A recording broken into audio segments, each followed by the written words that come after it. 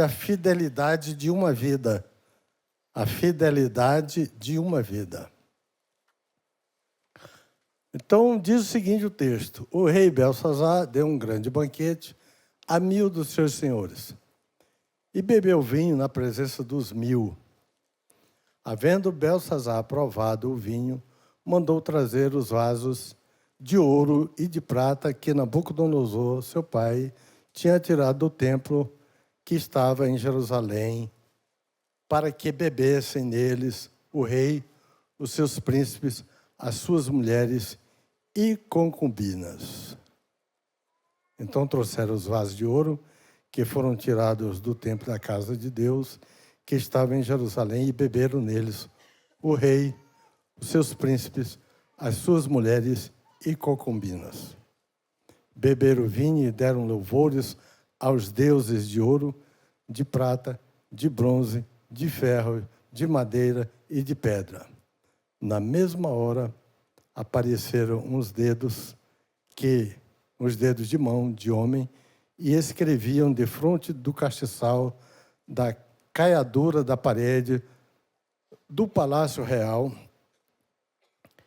E o rei via a parte da mão que estava escrevendo. Mudou-se então o semblante do rei, os pensamentos turbaram, as juntas dos seus joelhos se relaxaram, seus joelhos batiam um no outro, e gritou o rei com força que se introduzissem os astrólogos, os caldeus, os adivinhadores, e falou o rei, dizendo aos sábios de Babilônia: qualquer que lê este escrito e me declarar a sua interpretação, será vestido de púrpura e terá uma cadeia de ouro ao pescoço, e no reino será o terceiro governante. Só vou ler só até aqui. Vocês conhecem, eu creio que a maioria do povo conhece essa história. O certo é que, nessa história, ele veio à sua presença tudo quanto é encantador, sábio, adivinho, porque a Babilônia, ela foi o centro das ciências ocultas, que eles herdaram lá daquela região da Caldeia, e eles tinham todo tipo de filosofia e todo tipo de feitiçaria, quiromancia, todo tipo de adivinhação, e eles estavam concentrados ali na Babilônia. No sonho de Nabucodonosor, tem a estátua, e a cabeça da estátua era de ouro, e na interpretação do sonho feito por Daniel, essa cabeça, ela seria como o cérebro do mundo da Babilônia. E é interessante que já faz tanto tempo que isso aconteceu, né? E até hoje, no mundo, você vê a influência desse misticismo babilônio no nosso meio. Aqui no Brasil, que não tem nada a ver com Babilônia, né? E em outros povos, né? Lá no Peru, onde você vai, no mundo, você vê uma influência mística desse povo, através de adivinhações, através de feitiçarias, pequenas feitiçarias, que a gente acha que é uma coisa tão inocente. Mas esse povo, como o conhecimento e a ligação deles, a comunicação deles, a vida deles, era ligada apenas a eles mesmos, como pessoas, conclusões humanas. E espíritos malignos de Satanás, ela era limitada. E o certo é que todos esses sábios e astrólogos foram trazidos na presença do rei, nenhum deles soube dar a interpretação, nem ler o que estava escrito. E aí, a rainha-mãe, que ela não era a esposa de Belsazar, era a mãe dele, ela se lembrou de quando ela era nova, de Daniel, que era um dos cativos que tinha vindo de Judá. E Daniel era um rapazinho ainda naquela época, que quando ele foi cativo, ele foi um rapazinho. E ela se lembrou que Daniel foi quem interpretou o sonho de Nabucodonosor da estátua. E ela disse, olha, há alguém em teu reino aqui, que o Espírito de Deus é com ele. Olha a diferença. A diferença da pessoa que o Espírito de Deus é com ele.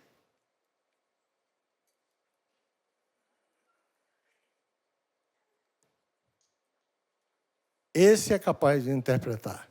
Então traz esse homem, chega, a gente vê que ele não tem intimidade com Daniel, que ele chega e fala, és tu o Daniel? Quer dizer que ele não conhecia ele. Ele disse, sim, sou eu. Tu é capaz de interpretar? E ele falou assim, olha, aí conta a história do teu avô e tal, não foi obediente, Deus falou com ele, ele não obedeceu, e ele se tornou como um animal no campo. Aí Daniel começou a ler o que estava escrito. E estava escrito na língua deles. É interessante que a inscrição, porque na Babilônia ela se falava o aramaico, mas o hebraico também era falado por causa dos judeus, mas estava escrito lá em aramaico. Eles podiam muito bem ler. Porque a inscrição era Mene, Mene, Tekel, Ufarsim. Era só isso que estava escrito. O problema é que até a Bíblia, a palavra de Deus, que é bem explicada, muitas vezes nós lemos, e se o Espírito de Deus não inspirar e interpretar essa Bíblia, a pessoa não entende nada. É tão interessante que quando você nasce de novo, que você crê em Jesus, que você é nascido de novo, que você é salvo, parece que desescama os olhos do nosso entendimento. A mente da gente começa a entender as coisas de Deus e elas passam a ter sentido. Os cânticos espirituais, os cânticos de louvor, as letras das músicas, elas passam a ter sentido para nós que antes não tinha sentido. E é por isso que o povo lia aquilo ali, o que estava, a tradução literal do que estava escrito era pesado, ou medido, né? Pesado, dividido e cortado. Só isso. Aí eles liam pesado o quê, cortado o quê. Eles não entendiam. E aí, pelo Espírito de Deus, na hora que ele começou a ler, veio a interpretação da mensagem que Deus estava transmitindo para eles. É interessante isso, né? É interessante. As coisas espirituais. Eu comecei a falar, hoje, essa manhã, irmãos, que nós somos um povo que entramos num caminho do sobrenatural. No momento em que nós nascemos de novo, nós entramos em um caminho, em uma ligação sobrenatural. Nós não somos mais pessoas comuns. Eu costumo dizer que eu tenho que ser um ET. Eu sou um ET. Já pela minha cabeça, você já começa a ver um negócio aí que diferente. Mas não é só no aspecto físico, não. Eu tenho encorpado isso, eu tenho trazido isso para o meu ser, e entendido isso, internalizado isso, que eu sou um extraterreno, eu não sou dessa terra. Porque o Senhor Jesus morreu na cruz para formar um povo. E quando nós nascemos de novo, nós nascemos nesse povo, nessa nação. E é por isso que quando o Salmo diz: bendita é a nação cujo Deus é o Senhor, ela está se referindo a essa nação, a esse povo que é nascido em Cristo. E eu acredito que Deus está querendo nos chamar a atenção, irmãos, é que nós nos acostumamos. Como se a gente tivesse chegado na Babilônia e absorvido a cultura da Babilônia, o prazer da Babilônia, a comida da Babilônia, o divertimento da Babilônia. E hoje muita gente que se diz servo de Deus está nesse mundo usufruindo as alegrias, os prazeres, as brincadeiras desse mundo aqui. E não sente mais prazer no Senhor.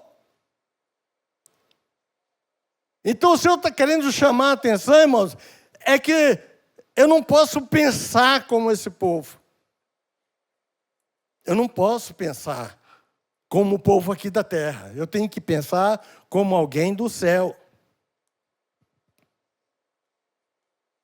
Então traz aqui esse homem. Ele fala: tu és o Daniel. Ele disse: sou. E teu avô não obedeceu. E o que quer dizer? O que está escrito é Mene, Tekel, Farsim. Então, ele foi... de Deus, foi enviada aquela parte da mão e escreveu o que está escrito, da interpretação. Contou Deus o teu reino. E acabou.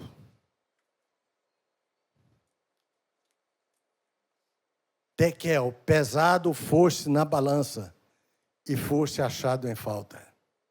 Pérez, dividido foi o teu reino e dado aos medos e aos persas. Então, Belsassar mandou que Belsassar que vestisse a Daniel de púrpura e que lhe pusessem uma cadeia de ouro. Eu tenho observado, irmãos, que as coisas têm mudado muito e com muita rapidez no mundo. Eu olho para 10 anos atrás, eu vejo uma mudança muito grande. Depois da pandemia, então, a mudança no mundo foi, assim, uma coisa espantosa. Eu olho para a minha vida, de 5 anos para cá, a minha vida mudou totalmente. E mudou também o meu ser ontológico. Eu, por dentro, eu mudei. Eu era muito mais brincalhão. Os irmãos se lembram que as minhas pregações era só risada, era só festa. Os irmãos riam mais do que entendiam da coisa de Bíblia que eu falava. E o Senhor mudou isso. Eu agora estou um cara sério. Né? E eu estava pensando nessas mudanças. E uma coisa que o mundo não observa são essas mudanças. E aqui eu queria dividir 4 tipos de pessoas nesse texto, que estão aqui nesse texto, apesar da distância de idade, de tempo, mas que hoje se comportam da mesma parte, do mesmo jeito, da mesma forma. Então, o principal personagem aqui que eu destacaria seria Belsassar. Belsassar é o representante do grupo dos poderosos. A pessoa que tem tudo. Hoje em dia, eles chamam de empoderado, né? A pessoa que tem força, tem influência, tem dinheiro, ele tem tudo. E, ultimamente, o mundo tem manifestado governantes mundiais que se encontram nesse mesmo espírito de Belsassar.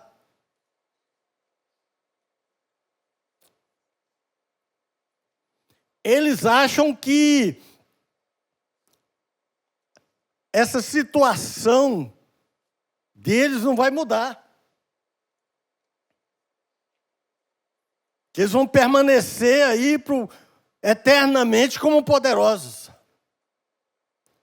Porque Belsazar, irmãos, se Belsazar soubesse o que ia acontecer com ele naquele dia, ele não estaria naquele carnaval. Quantas pessoas estão em um carnaval, uma festa de orgia, e saem com seus carros, às vezes de Goiânia para cá, e sua vida é ceifada? Quer dizer, repentinamente pode vir um fim na existência. Belsazar, irmãos, você não entende o que era o Império Babilônio. A força militar que eles tinham.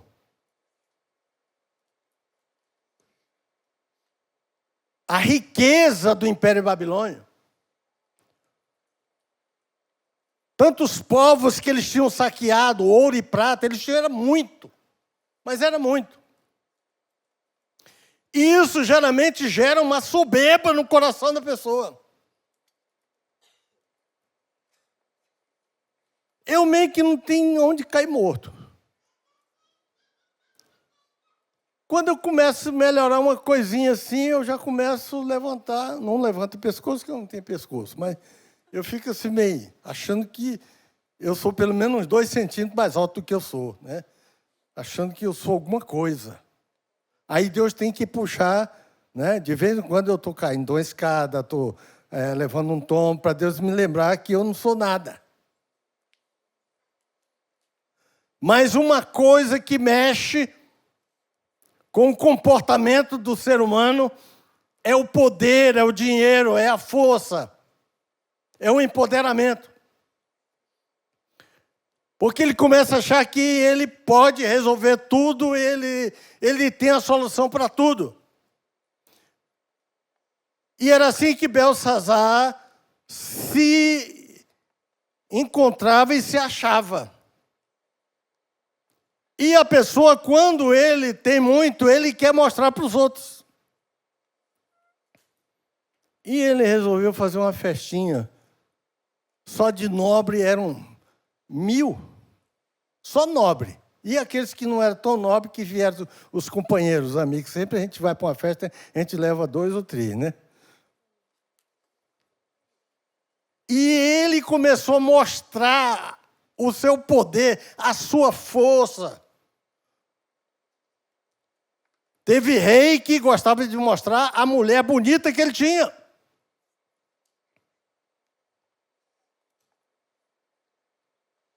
Se mostrar. Porque não tem graça ter e ninguém ver, né? A minha BMW que está aí fora, depois vocês dão uma olhada nela lá para vocês verem o que é uma BMW. Estou falando da moto não, viu, Elias? Estou falando, né, da minha BMW vermelha que está ali fora. Conversa, não tem beleza nenhuma. Mas se eu tivesse um ali, eu queria que vocês fossem ver. Eu ia passar acelerando ela para vocês verem. Porque não tem graça você ter e ninguém ver. É o ego do ser humano. Isso está no ser humano, irmãos.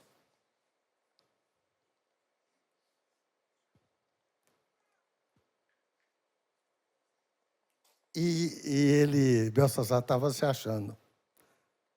Bebeu vinho e tudo. Aí não achou. O que acontece com o vinho, irmãos, é que ele tira também um pouco da consciência, ele tira as barreiras, ele quebra os limites.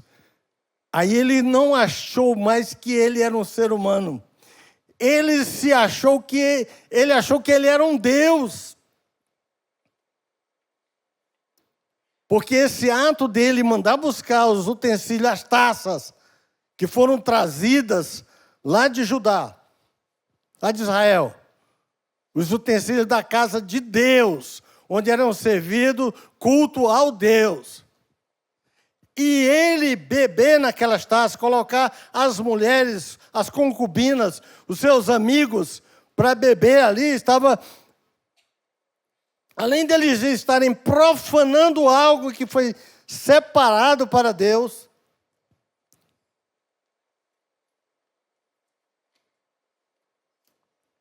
ele estava se colocando no lugar de Deus para quem aquelas coisas foram separadas.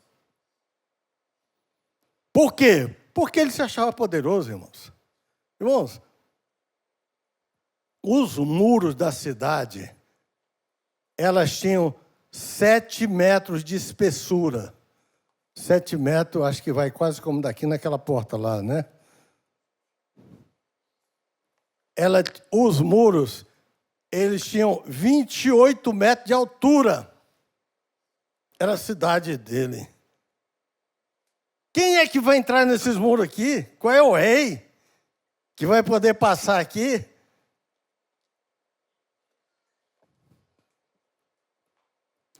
Havia 27 quilômetros de muro cercando essa cidade.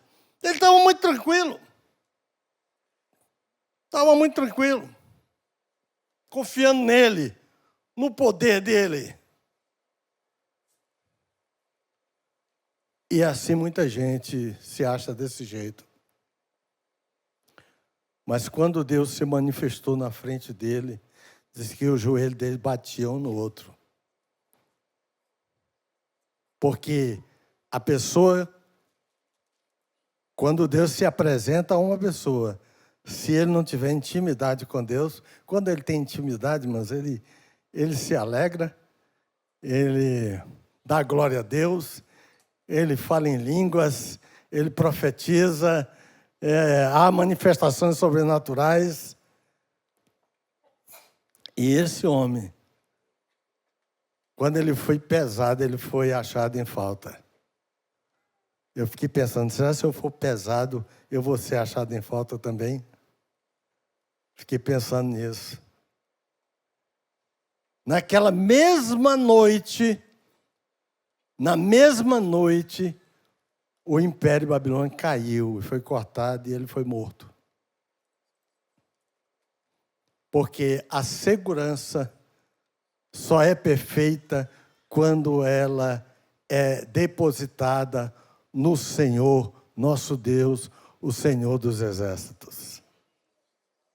Interessante isso, né? Nós temos também os religiosos. Irmãos, eu nunca vi.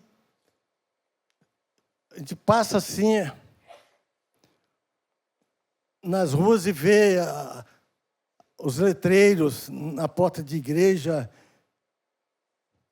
É a igreja de Jesus que vem na esquina, a igreja do Jesus do pé de ouro, a igreja do bálsamo não sei das quantas. E ali se praticam todo tipo de culto sem embasamento bíblico, nada. A pessoa, o que vem na cabeça, eles falam, eles não têm embasamento. Eu fico olhando, gente, nunca se viu tanta mistura de pensamentos, de filosofias no meio do povo que se diz povo de Deus. Eu nunca vi tanta confusão. Todo tipo de crença. E pessoas que procuram tirar proveito da situação dos poderosos. Aonde tem um poderoso, hoje as pessoas disputam o lugar para sair na foto. Quer ficar perto. Quer ficar perto.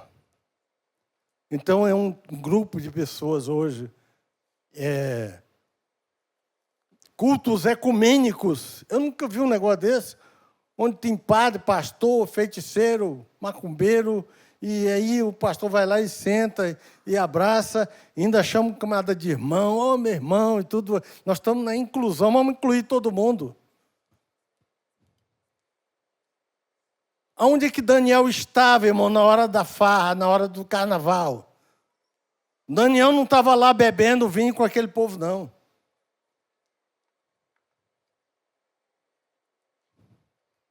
Daniel estava separado. Daniel estava separado, irmão.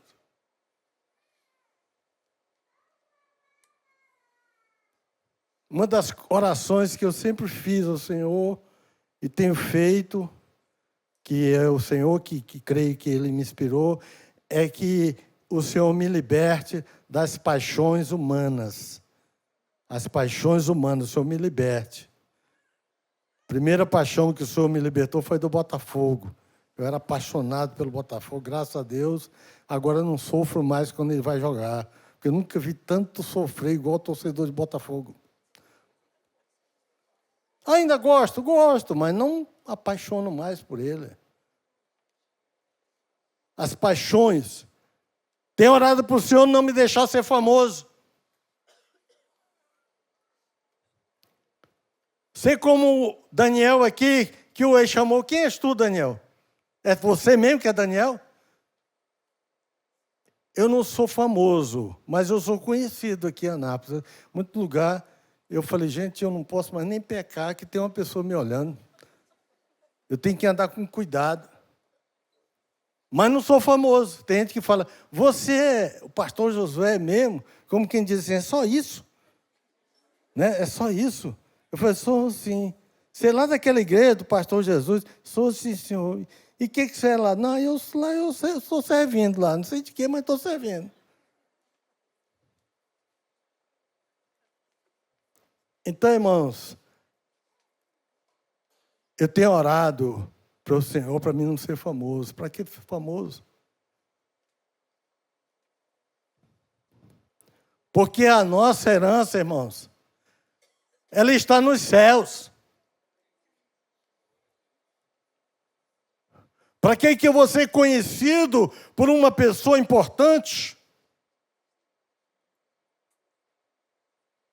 Tem gente que, quando vê alguém de destaque, ele fica na frente assim, para ver se a pessoa conhece ele. Você não me conhece, não. Eu sou filho do fulano, eu trabalhei não sei aonde e tal. A pessoa, tal. Que importância tem ser conhecido por um famoso, meu irmão? Irmão, naquele dia, o Senhor Jesus falou que Ele vai separar os bodes das ovelhas. E do lado dos bodes vai ter gente que vai chegar para Ele e falar assim, Senhor, em Teu nome eu fiz isso, em Teu nome eu curei os enfermos, em Teu nome, como se Ele tivesse intimidade e fosse conhecido pelo Senhor, e o Senhor vai voltar para Ele e falar assim, eu nunca te conheci. Irmão, acho que isso é a palavra mais dura que um ser humano pode receber, e muita gente vai receber do Senhor Jesus, olhar para Ele e dizer assim, eu nunca te conheci. Aparta de mim, maldito. Meu Deus, que coisa difícil, irmão. Que coisa dura, que palavra dura. Eu nunca te conheci. Então, irmãos, importante para nós é ser conhecido do Senhor. Daniel não precisava ser conhecido por Belsazar, porque ele era conhecido do Deus Altíssimo. Ele era o servo do Senhor. Ele era amigo dele, desde a sua mocidade. Quando esse fato aqui aconteceu, há 50 anos atrás, aproximadamente, ele tinha vindo de Judá, ainda um rapazinho. E continuava o mesmo Daniel, de quando Nabucodonosor chamou para interpretar o sonho. Continuava o mesmo Daniel, orando ao Senhor, buscando a presença do Senhor. A Bíblia fala que ele orava 3 vezes por dia, mas ele orava muito mais do que isso. O jejum dele foi de 21 dias.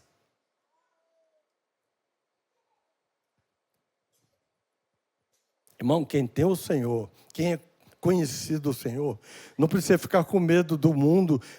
Sim, uma ameaça, parece que no mundo agora as pessoas com medo de acontecer tanta coisa. Cuidado, vai acontecendo. Irmão,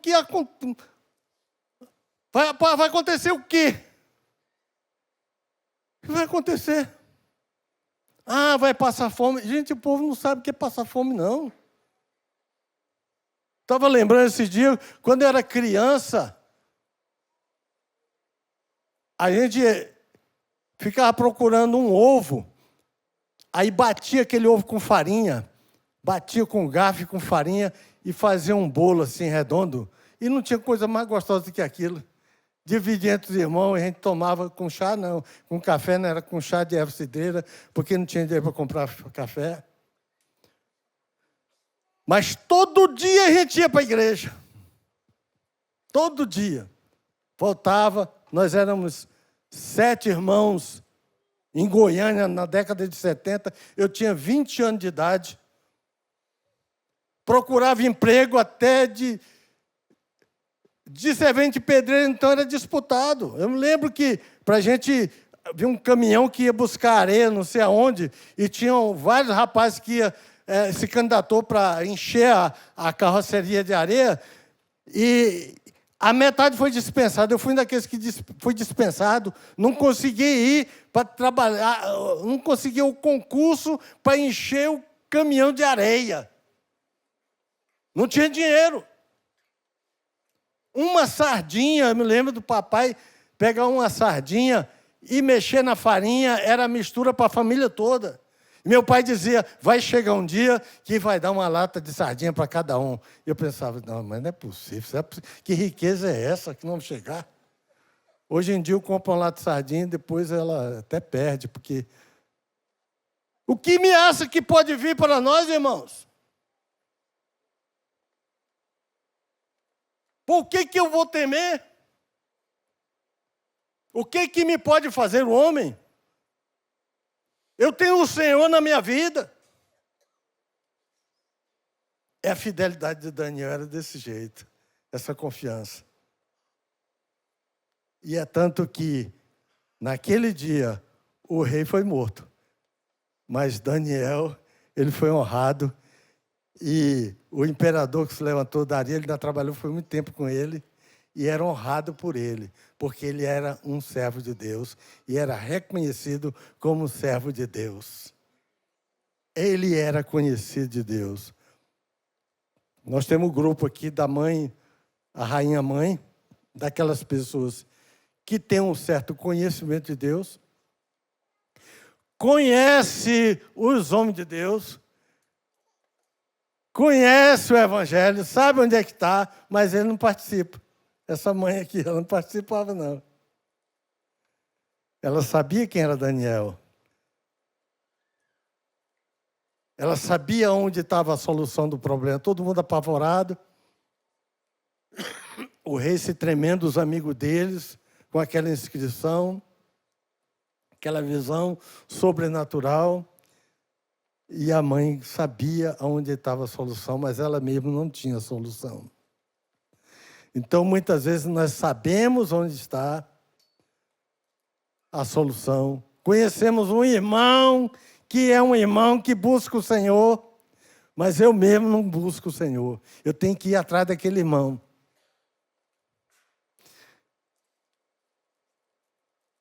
Está na hora, irmão, da gente dizer... Aconteceu alguma coisa aí, alguma coisa sobrenatural, algum problema na sua vida, enfrentou uma dificuldade, você se levantar e, em nome de Jesus, levantar a mão, orar, expulsar, buscar o Senhor, ir para o jejum, para a oração, e o Senhor vai trazer a solução, através da sua vida, meu irmão. Porque nós somos uma nação de pessoas escolhidas por Deus para serem servos de Deus, separados para o Senhor, como amigos de Deus, que têm intimidade de Deus, sobre os quais o nome do Senhor está sobre nós.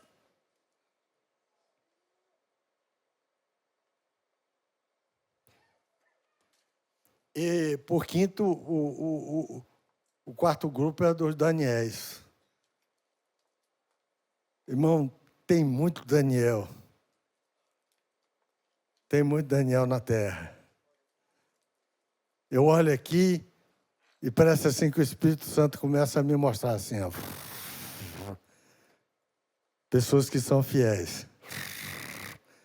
Pessoa que na madrugada acorda e começa a buscar a Deus. Acorda e lembra das pregações. Acorda de noite e um hino. Ele acorda com um hino. Vocês já acordaram com um hino de noite? Gente, que coisa maravilhosa. Que coisa maravilhosa. É você acordar, né? E lá na sua cabeça, lá no íntimo, né? Tá aquele hino cantando, né? Mestre, o mar se revolta. Olha só que maravilha, né? Então, irmãos, aqui tem muito Daniel. O grupo dos Daniéis. Os grupos que não se impressionam com o poder. Não se impressionam com a situação desse mundo. Mesmo porque, irmãos, nós estamos no princípio das dores e Jesus breve vai buscar o seu povo. O arrebatamento está às portas. Não fique seguro em nada. Não pense em realizar coisas daqui a tantos anos, não. Realize o que você tem que realizar agora. Porque o Senhor está voltando. Breve, breve nós vamos sair dessa terra. E vai ser muito maravilhoso, irmãos. Vai ser maravilhoso, meus irmãos. Vai ser maravilhoso, meus irmãos. Esse dia mesmo eu tive um sonho, né? Aqueles cavalos enormes rodeando assim o céu, os anjos enormes rodeando aquele céu. E eu subia igual um jato. Aleluia! Vamos subir, gente! Vocês querem subir? Vocês querem ficar nessa terra aí, cheia de tranqueira, cheia de dor, né? Muito joelho doído aí, muita tranqueira, muita costa doída, muita raiva, muita mágoa, muita disputa, gente disputando aí, tanta coisa material. Vamos subir, irmão, nós somos do céu. Aleluia. Vamos deixar essa terra para quem quiser. Esse é o grupo dos Daniéis. Aquele rapaz que desde criança, desde jovem, e já aqui na velhice, que já tinha mais de 60 anos, era o mesmo Daniel. Ele não mudou. A visão dele era a mesma. A intimidade dele com Deus era a mesma. A coragem de chegar e falar para o rei, como ele falou para o Nabucodonosor, falando agora para Belsazar, depois de mais ou menos 50 anos depois, era a mesma. Porque o servo de Deus, irmãos, ele não relaxa a vida. O servo de Deus, o caminhar dele é mais para o Senhor e não para o mundo. O servo de Deus, cada dia, ele procura um meio de aprimorar a sua intimidade com Deus. Esse é o grupo que nós pertencemos, os Daniéis, cujo nosso prazer, irmãos, onde é que está o nosso prazer? O nosso prazer, irmãos, não está na algazarra, no carnaval, num barril de chope, não. O nosso prazer está na lei do Senhor. E na sua lei eu medito dia e noite, noite e dia. Fico pensando aquela palavra, o que o Senhor está querendo falar aquilo? E de repente você está assim, e vem uma mensagem do Senhor, vem uma frase da Bíblia sobre a sua cabeça, sobre a sua mente. E você fica meditando naquilo, nas grandezas do Senhor, na aliança do Senhor, como falou o pastor Ricardo nessa manhã. O nosso prazer é estar na lei do Senhor e na sua lei meditar dia e noite. Irmãos, eu poderia falar muito mais, mas nada vai acrescentar que o Espírito Santo fale melhor no coração de vocês. Que o Senhor abençoe vocês. Vamos ficar mais ou menos um mês fora. E lá eu vou lembrar de vocês. Se de lá o Senhor quiser me levar, amém. Se quiser levar junto com vocês também, eu vou, viu? De lá. E Deus abençoe vocês até a volta. E um abração, tá? Deus abençoe. Curve sua cabeça. Pai de infinita graça, Pai bendito, obrigado pela Tua palavra. Obrigado por esses servos escolhidos pelo Senhor. Abraão, Neemias, Daniel. Homens que o Senhor fez menção deles na Tua palavra. Como foi o caso de Noé, de Jó e Daniel. Os 3 homens que o Senhor citou, a fidelidade deles. Que o Senhor também me conheça pelo nome. Que o Senhor conheça cada um dos teus filhos aqui pelo nome. E na calada da noite, chame eles pelo nome. E diga José, João, Marcos, Lucas, Richard, eu estou contigo. Eu sou o teu Deus. Escuta a minha voz. E você identificar a voz do Senhor, como fez Daniel. E o Senhor preservou Daniel. Deu honras a ele. E outros imperadores que se levantassem, nenhum poderia destruir a vida de Daniel, porque Daniel pertencia ao Senhor. Foi lançado na cova dos leões, e ali nenhum leão lhe fez dano, porque ele era servo fiel do Senhor. Pai, muito obrigado pela Tua palavra nessa noite, aquece nossos corações, bane todo o temor, bane todo o medo, bane toda a tristeza, bane toda a angústia, bane, Senhor, da nossa vida, Pai, aquilo que não nos traz alegria no Senhor. Nos dá a Tua graça, que nós possamos cada dia buscar o Senhor e ser cada dia mais fiéis ao Senhor, para a glória de Deus Pai, em nome de Jesus, amém e amém. Deus abençoe os irmãos.